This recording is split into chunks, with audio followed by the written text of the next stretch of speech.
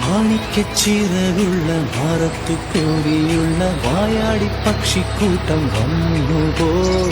കാടൊന്നു കാണാനായി കൂടൊന്നു കൂട്ടാനായി ആകാശപ്പുഴ